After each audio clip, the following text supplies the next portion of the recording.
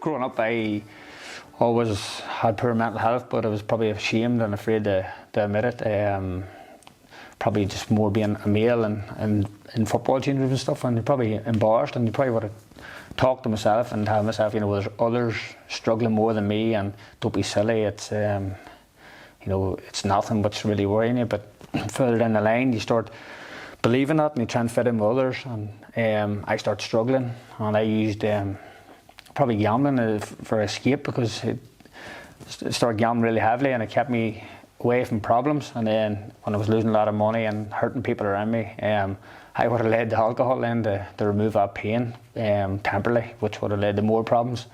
And then eventually both of them took over my life, and my life became unmanageable, and I was very suicidal till eventually I had to reach out, be brutally honest, and get help. So that's my experience with it. Well, my experience comes from sort of family history as well, as my own, growing up. And I would have grown up, maybe wouldn't have necessarily understood mental health from a young age. And then sort of it comes from my dad. My dad got diagnosed with bipolar disorder when he was in his 30s. So sort of later on in life as a teenager, I kind of became a primary caregiver as such in regards to mental health, while probably not really understanding my own. So that's where the passion came from. And as a teenager, maybe not understanding different mood swings and things like that and hormones, but I was also having to learn with not that much support really and awareness, because there's still a big stigma, it still is. That's what we're fighting for really, and to try and understand what an actual mental health disorder is, not just what you normally see as anxiety and depression, and trying to help manage that. Mine came from me, and I lost my dad when I was 13 to suicide, and went on this journey, I suppose. Didn't understand what trauma was, didn't understand what depression was as he suffered, and all I ever knew was love, and was surrounded by that, and in the blink of an eye that was taken from me. So I went on this pathway of looking outside of myself, looking for love and searching for love. And I was so passionate about football, I just started to play for Northern Ireland when I was 13. So thankfully I had something rather than, suppose, drink or gambling in that sort of stage of my life to help me. And then as a way of dealing with pain then, when I was about 24, I was diagnosed with anorexia, an eating disorder, and now I start to see all the pattern of where it came from. And just like gambling and drink and all these things, like I just see anorexia as some sort of coping mechanism for pain. So I was really passionate to help support those who are suffering. I had those thoughts of what would it like just not wanting to be here, and the pain was too much, and wanted to leave. But thankfully, through speaking out and getting the help and that we all deserve, I was able to then work through the process of grief and go on my own journey then, instead of now looking outside of myself and searching for all these things, like starting to realise and show everybody that everything we want is inside of ourselves. And I'm just passionate now to make a difference in somebody's life and help change the way we look at things and change the way we see the world. Yeah, I moved to England when I was 17 years old. Everything was fantastic for me. For the 10 years I was in England, got a really serious injury at West Ham, back operation I had to get, and that's when things went a little bit AWOL for me at the time. I always wanted to be a footballer, I always wanted to train, I wanted to be involved in the games and stuff like that, but that was taken away from me for over a year, nearly a year, sorry. So it was a bit selfish at the time, because I just thought that my career was over, and I just got in bad thoughts, thought I was never going to get back, and I was more worried about what am I going to do when I finish this football career. I ended up started drinking. I just started drinking quite heavily because depression took over, and the depression just took over, and drink was the next thing for me. And I remember the time when my wife and my agent put me into rehab, and I didn't want to go into rehab, and For me personally, it was I'm just going to help them because I'm going to say I'll go into rehab. It's just for them, not for me. It wasn't for me. I didn't think there was anything wrong with me at the time. 2 weeks later, I was back on it. I was drinking heavily for the next 4.5 years, and I just woke up one morning, separated from the family and separated from the kids and my missus, and living in an apartment. And I just woke up the next day, and I just looked in the mirror and I said, "What's going on? What's happening?" Someone told me to get myself together, and that was nearly 12 years ago, and I've been off the drink for 12 years, and it's been difficult. It was a long path, but I was brought up playing football. I was brought up playing games, training, and looking back at it now, 45 years old, I look at myself and say I was very selfish because there's a lot of other people who's a lot worse than me. But when you just want to be a professional footballer, it's just I was hurt, like, because I never got that opportunity for a year playing football, and I got back to my good ways.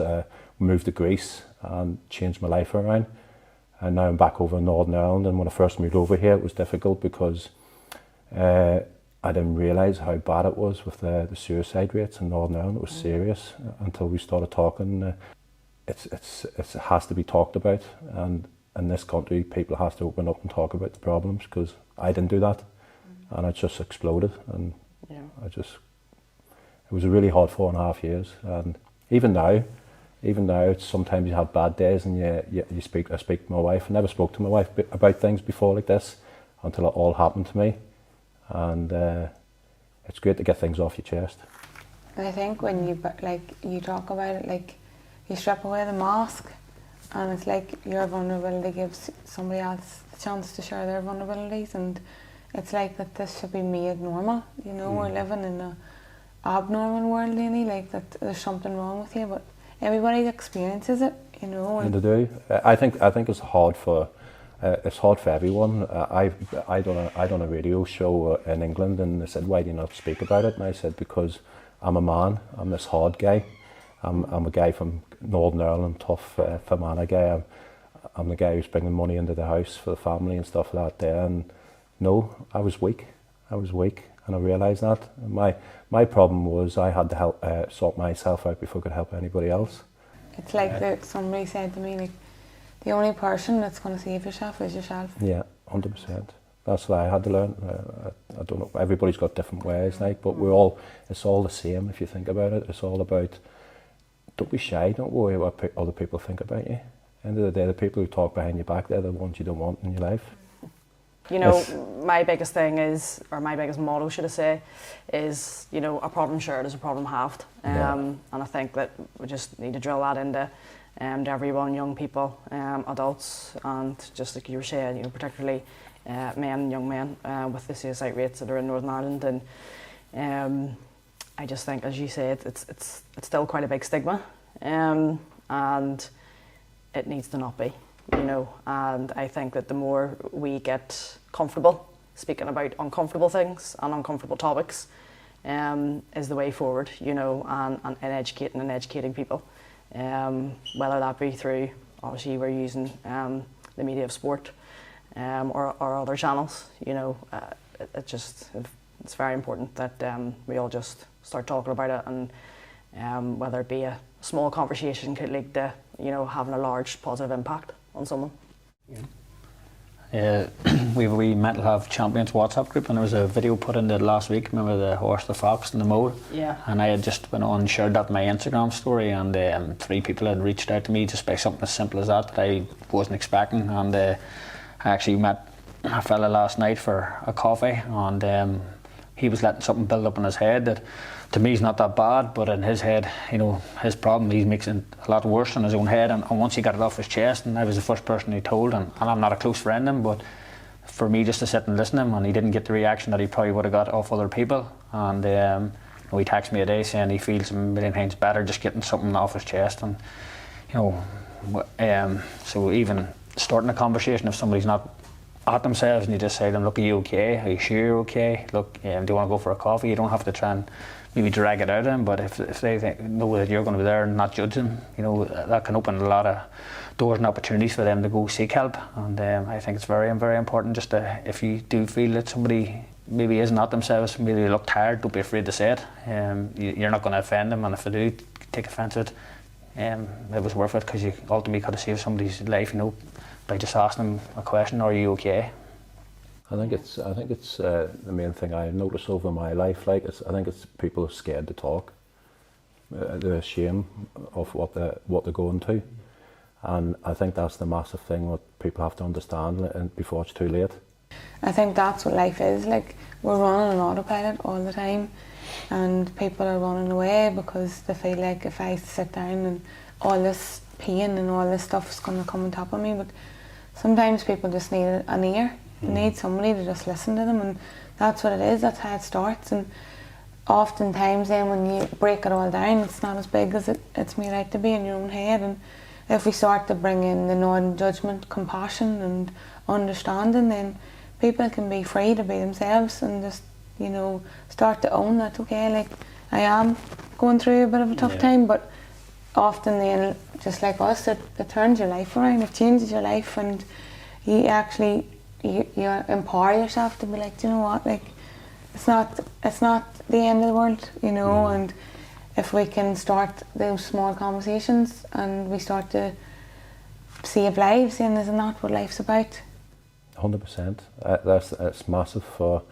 It's massive for young people, and even adults as well, because it's very important everybody gets the opportunity to speak out about the problems. It's just the social media. A lot of people do deal with social media as well, and they look at the bad things in social media.